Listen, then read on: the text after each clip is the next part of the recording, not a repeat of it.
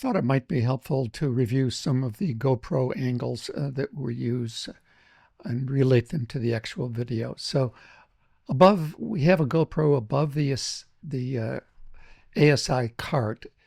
We've attached it to the monitor with those GoPro attachments. And this is the view that that GoPro gives you when you're working. So it's a very good view to have elevated.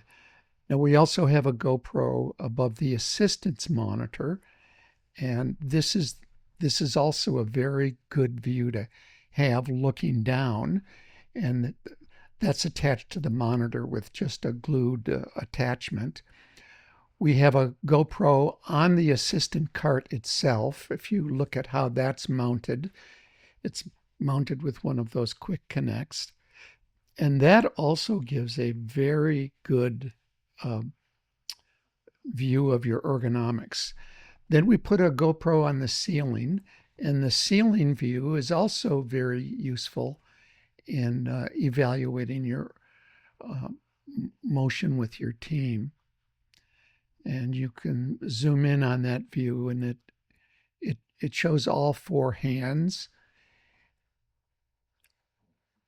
and is also a worthwhile view. So you'll want to think about the kind of views you want when you mount these GoPros, and having various views is good.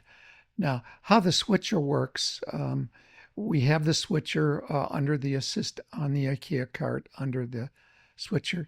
And if you look at our clinical practice, the switcher gives a view of all 8 inputs plus the program input. And what's nice about the switcher is it does record all of the inputs. In our postgrad op, we've just put a little monitor so that Joy can see what's being shown on all the inputs. And you can also control what the program is through software, just the mouse. You don't even have to click on the switcher itself if you want to use a mouse. And as long as you have record all cameras selected, it will record all of the inputs into the SSD, so you have access. And when you load it in your computer, you'll see this video ISO files, and that's basically all of the recorded inputs. So you can use that to really train your team. So it records all of them at the same time, and you have all of these views. You can slow them down, put them in slow motion, as this shows, and you can really critique your ergonomics and refine your teamwork just because of all of these different angles that you have.